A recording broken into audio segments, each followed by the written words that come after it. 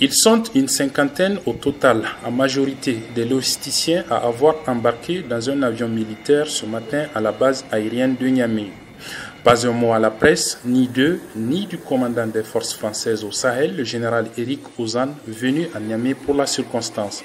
Il a apposé sa signature sur le document actant la restitution de l'emprise au Niger.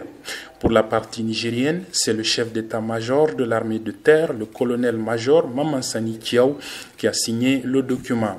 Lui non plus ne s'est pas adressé à la presse. Il n'y a donc plus aucun soldat ni du matériel français, excepté quelques bâtiments de chantier modulaires et hangars aéromobiles sur la base aérienne projetée de Niamey après 2 mois et demi de manœuvre. Au sein de l'opinion, la fin de ce départ des Français est saluée. C'est une bonne chose. Et ça veut dire que la lutte a abouti au départ français. Donc maintenant, on va encore chercher des partenaires fiables et pour renforcer nos capacités en renseignement et en matériel encore avec les partenaires.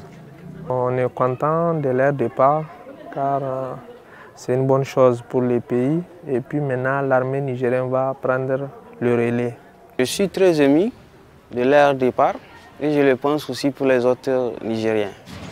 Parce que car longtemps ils sont là, à appuyer nos ressources. Le combat était rude, il était acharné, parce qu'il était permanent, compte tenu donc de la situation, compte tenu du comportement du président français. On n'a pas besoin, s'ils ont fait des accords, ils ont signé des accords, ce n'est pas entre l'État français et l'État du Niger, ils l'ont fait entre des personnes. Le divorce entre Paris et les nouvelles autorités nigériennes est ainsi consommé. Ce d'autant plus que la France a décidé de fermer pour une durée indéterminée son ambassade à Niamey, où elle n'est plus en mesure de fonctionner normalement, selon des sources. Abdullah Razak Idrissa, à Niamey pour VOA Afrique.